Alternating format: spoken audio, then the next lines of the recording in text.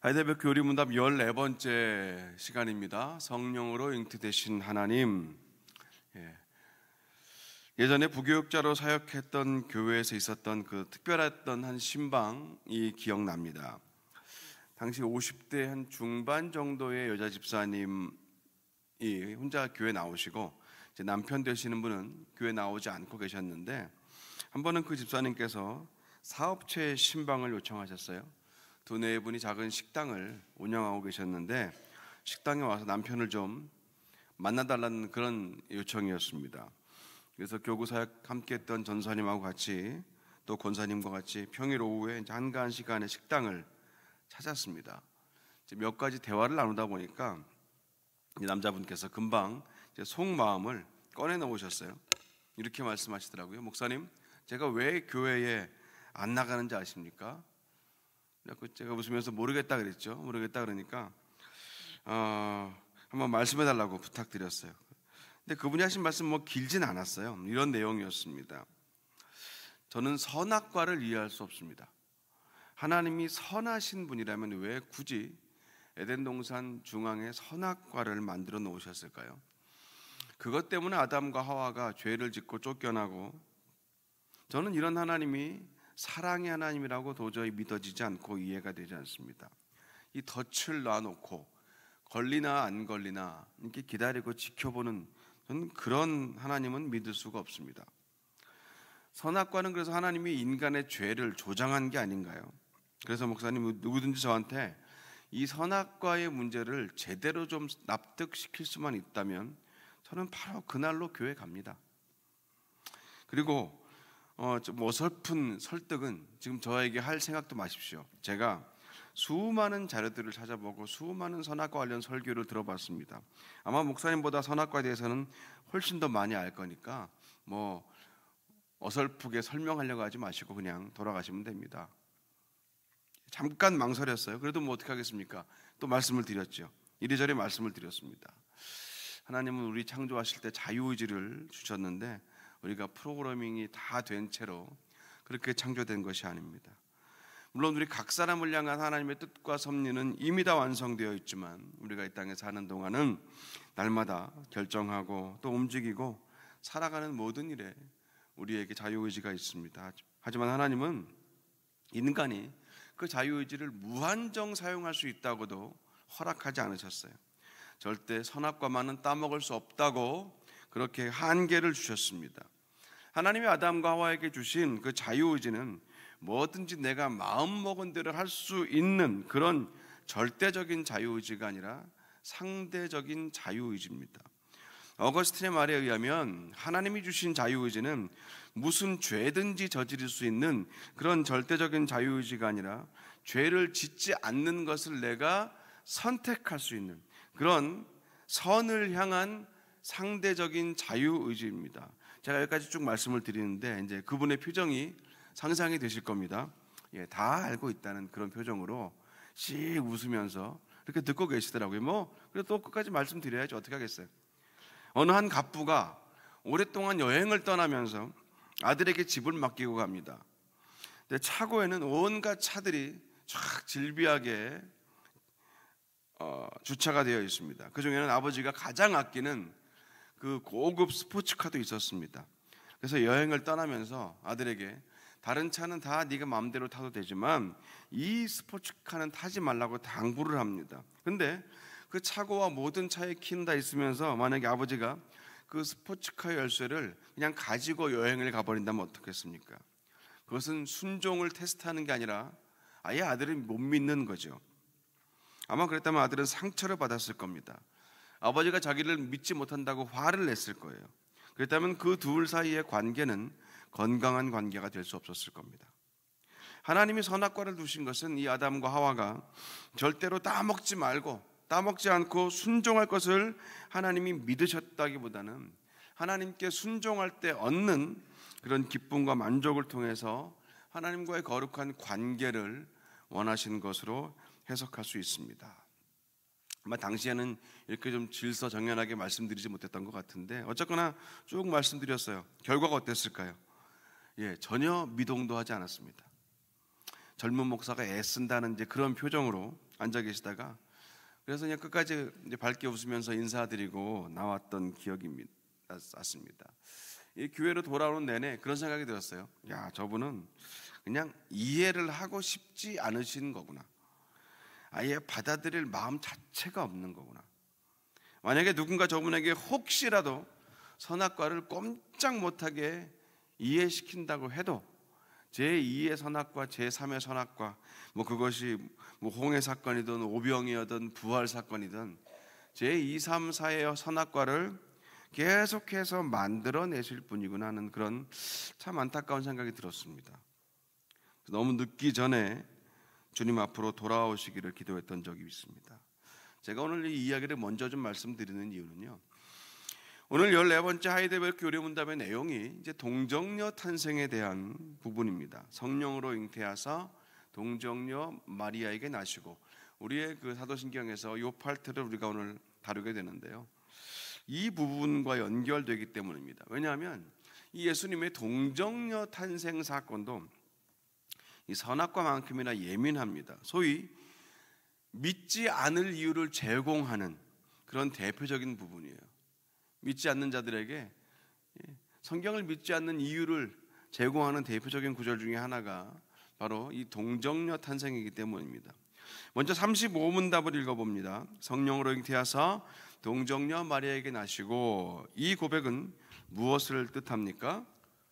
언제나 계시는 하나님의 영원하신 아들이 참되고 영원한 하나님의 본질을 그대로 지니신 채 성령의 사역을 통하여 처녀 마리아의 혈육으로부터 진정한 인간의 본질을 취하셔서 죄를 제외하고는 모든 것이 우리와 같은 사람이 되어 다윗의 후손으로 나셨다는 뜻입니다. 네, 한 생명이 잉태되는 방법은 자연계에 좀 다양합니다. 근데 성령으로 잉태되는 길은 전무후무하죠.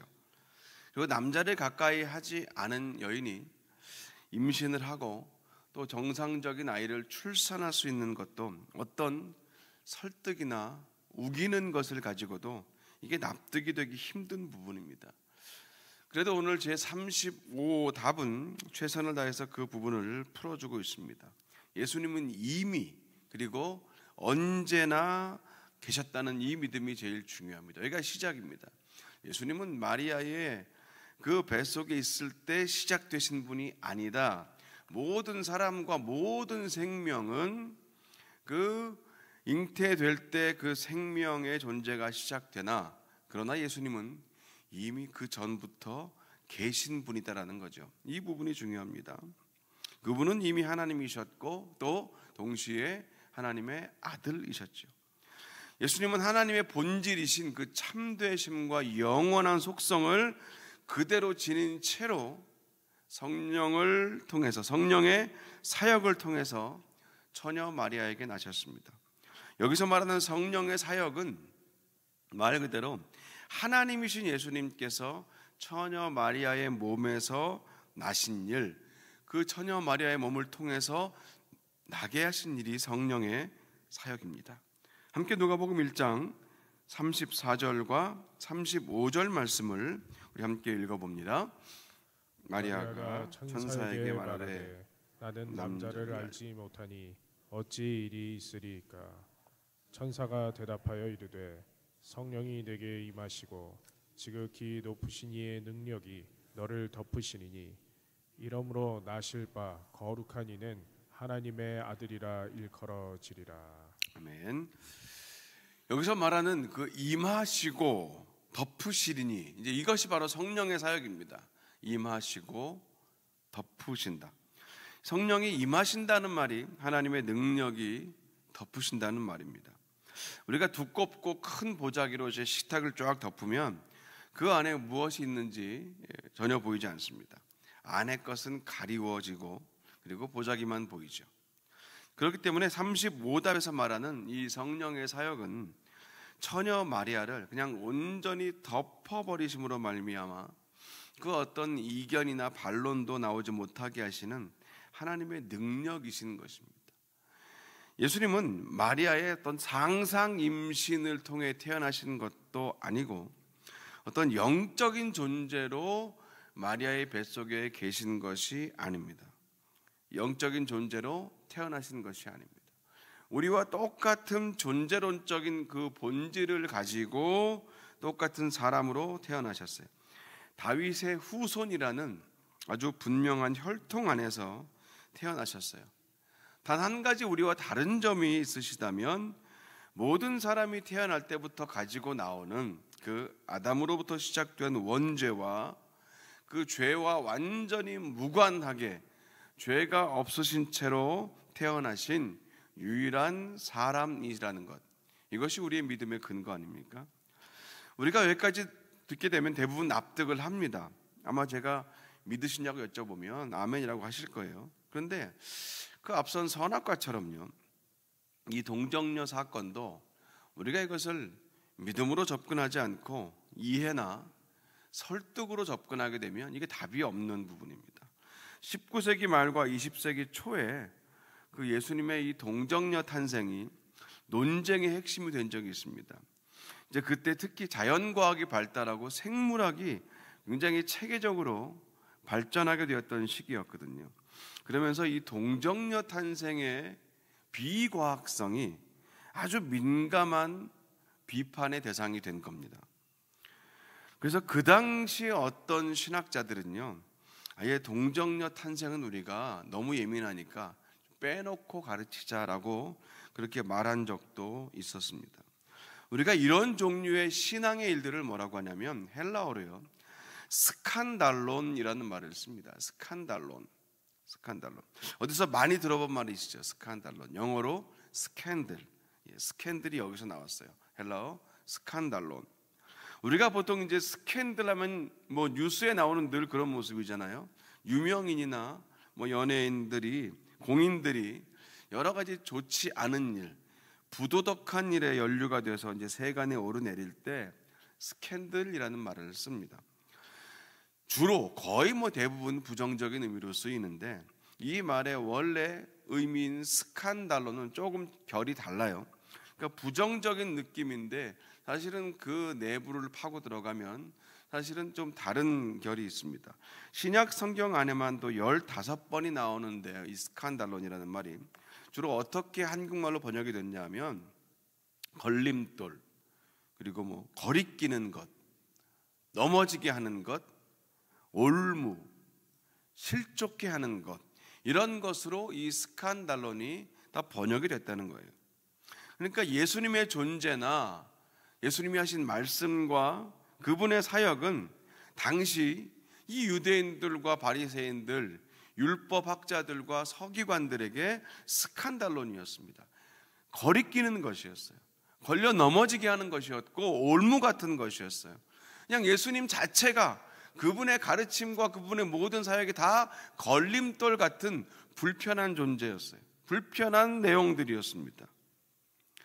예수님 마태복음 11장 6절에서 누구든지 나로 말미암아 실족하지 않는 자는 복이 있다라고 하실 때도 이 스칸달론을 쓰신 겁니다. 저는 그런 차원에서 오늘 하이데베르크 제35호 문답은요, 우리에게 성령으로 잉태하사 동정녀 마리아에게 나셨다라는 이 고백의 의미를 묻고 또 답한 것입니다.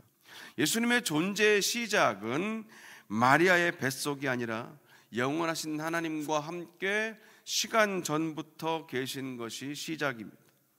그러다가 성령의 사역을 통하여 다윗의 후손으로 처녀 마리아의 혈육을 통해서 이 땅에 오신 것이죠. 이 마리아의 뱃속에 계실 때는 철저하게 인간의 한계와 그 본질을 입으셨습니다. 죄를 제외하고 모든 것이 우리와 똑같으셨습니다.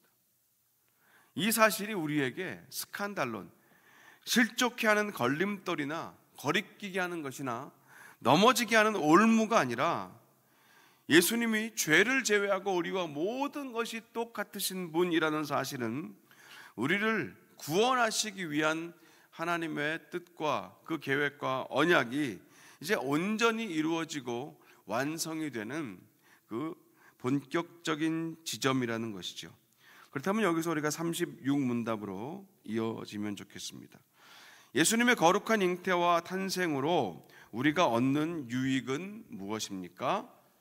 그리스도께서 우리의 중보자가 되시어 자신의 순결하고 완전한 거룩함으로 내가 잉태될 때부터 가지고 있는 나의 죄를 하나님 앞에서 제하여 주십니다. 아멘. 이 제36문답에서 핵심적으로 이야기하는 것은요, 하나님께서 우리를 중보자 예수님 안에서, 예수님을 통해서, 예수님의 그 십자가 보혈로 덮어진 바 된 그런 우리를 예수님을 통해서 보시기 때문에 하나님이 우리의 죄를 그냥 잊은 바 되심, 가려주신다는 겁니다. 그런데 우리의 죄를 가려주실 때 우리의 생명이 시작된 곳에서부터 가려주신다는 거예요. 우리는 어머니 뱃속에 잉태될 때부터 아담의 범죄에 참여한 자들이고, 그때부터 시작해서 죽을 때까지 죄를 짓고 사는 그런 존재들입니다. 시편 51편 5절에서 다윗은 이렇게 말합니다. 함께 읽어봅니다. 내가 죄악 중에서 출생하였으며 어머니가 죄 중에서 나를 잉태하였나이다. 그러니까 죄의 근본을 바르게 깨달은 사람, 모든 사람이 죄인이다. 내가 죄인이다. 내 의지와 내 의사와 나의 행동과 상관없이 나는 죄인이다라는 사실을 성경적으로 바르게 깨달은 사람은요, 우리의 중보자 되신 예수님께서 우리 죄를 가려주실 때 우리의 진정한 생명과 구원이 시작됐다는 것을 믿고 아는 겁니다.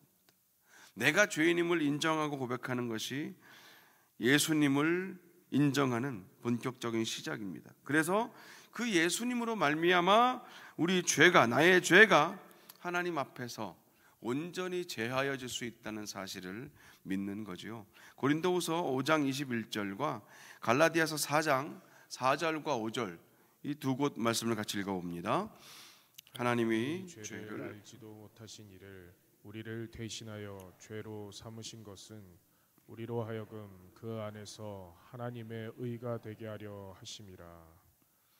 때가 차매 하나님이 그 아들을 보내사 여자에게서 나게 하시고 율법 아래에 나게 하신 것은 율법 아래에 있는 자들을 속량하시고 우리로 아들의 명분을 얻게 하려 하심이라. 아멘. 이 말씀들에 의하면 우리의 중보자 되시는 예수님은 우리와 똑같이 여인에게서 잉태가 되시고 태어나셨습니다. 하지만 죄가 없이 잉태되고 태어나셨기 때문에 이 예수님의 거룩한 잉태와 탄생을 우리가 고백할 때 마치 그런 겁니다.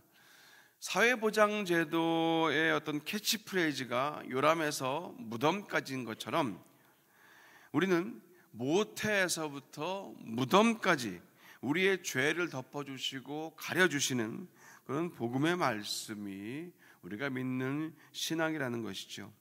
오늘 우리가 계속 들여다보고 있는 이 동정녀 탄생의 의미와 은혜는 앞서 말씀드렸던 그 예수님 당시 유대인들과 지금도 믿지 않으려고 작정한 이들, 그 스칸달론, 그들에게 분명한 스칸달론이 됩니다.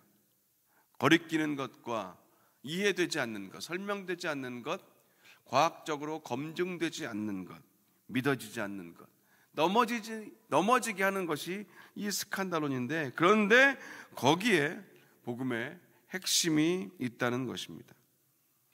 예수님께서 이 땅에 오신 것은 성령의 역사로, 성령으로 잉태되셔야만 했습니다.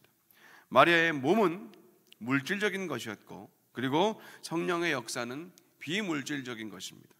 이 물질과 비물질이 함께 연관되어야 예수님은 사람으로 오셨지만 하나님이 되셨던 것이죠. 사람으로 오셨지만 우리의 구원자가 되실 수 있는 것은 마리아의 몸을 입고 오셨으나 성령으로 잉태되시는 것, 이 온전한 조건이 다 이루어져야 예수님이 우리의 참된 구원자가 되시는 겁니다. 쉽게 말하면 죄가 없으신 분이 되셔야 그 예수님이 우리의 죄를 대속하신다는 것이죠. 히브리서 2장 14절부터 17절까지 함께 읽어봅니다. 자녀들은 혈과 육에 속하였음에 그도 또한 같은 모양으로 혈과 육을 함께 지니심은 죽음을 통하여 죽음의 세력을 잡은 자 곧 마귀를 멸하시며 또 죽기를 무서워함으로 한평생 매여 종 노릇하는 모든 자들을 놓아주려 하심이니 이는 확실히 천사들을 붙들어 주려 하심이 아니요 오직 아브라함의 자손을 붙들어 주려 하심이라. 그러므로 그가 범사의 형제들과 같이 되심이 마땅하도다. 이는 하나님의 일에 자비하고 신실한 대제사장이 되어 백성의 죄를 속량하려 하심이라. 아멘. 이 모든 하나님의 말씀이 이제 공통적으로 가리키고 있는 부분이 바로 예수님은 죄를 가지고 태어나지 않으셨다라는 것이죠. 그분께는 죄의 속성이 전혀 없다. 그러기 위해서 반드시 동정녀 탄생이 필요하다라는 것입니다. 오늘 우리가 제14주차 이 과정을 통해서 우리의 믿음을 다시 한번 좀 점검해 보았으면 좋겠어요. 믿음이 무엇입니까? 하나님이 하시는 그 말씀을, 또 하나님이 들려주시는 그 메시지를 그대로, 또 때로는 하나님께서 우리에게 지시하시는 그 모든 명령을 그대로 믿는 것입니다. 그대로 믿는 것. 내가 보고 싶은 것을 믿는 것이 아니고, 내가 이해되는 한계 안에서 믿는 것이 아니고 하나님을 믿는 것. 그래서 하나님의 모든 말씀과 지시와 메시지를 믿는 것을 우리가 믿음이라고 합니다.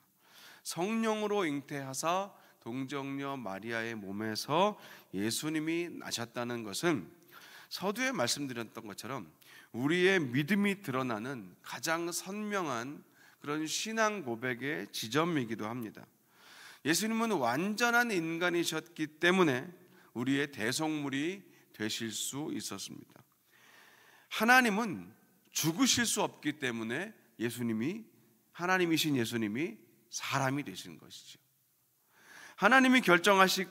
그래서 하나님이 결정하신 이 땅에 오시는 방법이 바로 성령으로 마리아의 몸속에 잉태되고 육신을 입고 태어나시는 것이었습니다. 그래서 이 동정녀 탄생은요, 이해되고 납득되는 그런 차원이 아니라 우리를 향하신 하나님의 선하신 뜻과 그 구원의 섭리를 온전히 우리가 하나님 안에서 인정하게 되는 그런 도구가 되는 것입니다. 오히려 이 동정녀 탄생은 우리의 믿음을 흔드는 그런 요소가 아니라 더욱더 우리의 믿음의 근거와 그 믿음의 진원지를 하나님께 둘 수 있는 그런 확실한 은혜의 수단이 이 동정녀 탄생이라는 겁니다.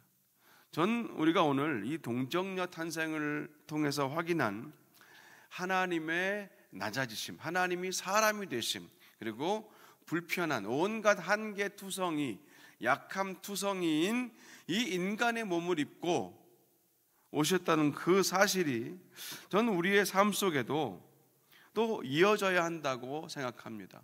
오늘 이 말씀을 통하여 우리가 어떻게 또 이 말씀을 붙들고 살 것인가 하는 그 질문 앞에서 저는 하나님의 낮아지심과 불편함을 입으신 그 하나님이 사람이 되신 그 자체, 그 과정은 우리가 오늘 쭉 확인한 것처럼 동정녀의 탄생, 성령으로 잉태되어 동정녀 마리아에게 나신 그 사건이었지만 본질적으로 들여다보면 그것은 하나님의 완전히 낮아지심과 우리를 사랑하셔서 불편함을 입으신 거거든요.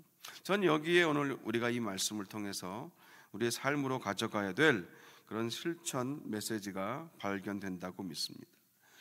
하나님의 뜻과 섭리를 우리가 삶에 확장시키고 펼쳐가기 위해서 때로는 우리도 크고 작은 불편함과 그 낮아짐을 선택하고 결단할 필요가 있지 않을까 하는 겁니다. 어린아이는요, 내가 하고 싶은 것만 해요. 그래서 아이예요. 늘 내가 하고 싶은 것만 해요. 싫으면 싫다고 막 말아버리고 먹기 싫다고 뚜정 부리고 그러면 어른은 그냥 조용히 다 받아주죠. 그런데 속으로 생각하는 거예요. 언제 어른 될래? 언제 좀 클래? 철이 없다, 철이 없어. 그래서 어린아이예요. 근데 우리가 이런 어린아이의 일을 버린다라고 할 때는요, 성육신하신 예수님, 특별히 오늘 이 불편함과 낮아지심을 입고 성령으로 잉태되사 동정녀 마리아에게 나신 그 예수님의 걸음을 본받는다는 것, 어린아이의 일을 버린다는 것입니다. 하나님이 사람이 되시고 온갖 한계투성이인 이 사람의 몸을 입으심을 통해서 우리와 같이 되시고 우리의 죄를 대신 지신 구원이 되셨습니다. 그렇다면 우리가 또 이 성육신하신 하나님, 성령으로 잉태되사 동정녀 마리아에게 나신 이 예수님의 삶을 어떻게 본받을 수 있을 것인가? 두 가지 키워드를 기억했으면 좋겠습니다. 낮아지심과 그리고 불편함을 자원하는 것이지요. 인간의 본성은 이렇게 살지 않습니다.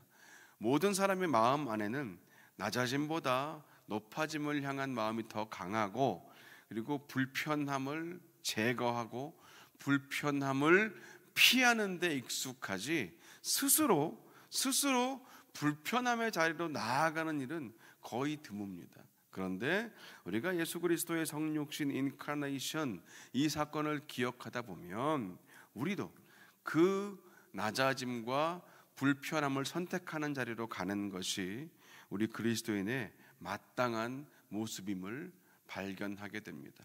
오늘 이 말씀을 통해서 우리가 바로 그 지점을 함께 확인하면서 오늘 이 하루, 그리고 이제 앞으로 요즘 최근에 여러분 삶 가운데 하나님께서 불편함을 선택하라고 하셨던 그런 적이 있었는가 한번 기도 가운데 돌아보셨으면 좋겠어요.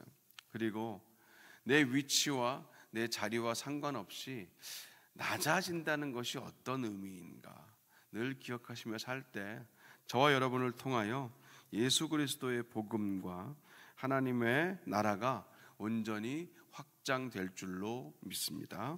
기도하겠습니다. 하나님, 오늘 주신 이 말씀을 또 우리 마음에 새기며 나아갑니다. 주님, 예수님이 이 땅에 성령으로 잉태되셔서 동정녀 마리아에게 나신 것이 하나님이신 예수님이 스스로 낮아지시고 불편함을 선택하신 것임을 우리가 믿습니다. 그러기 위하여 우리도 그런 삶으로 한 걸음 더 나아가게 하여 주시옵소서. 예수님의 이름으로 기도합니다. 아멘.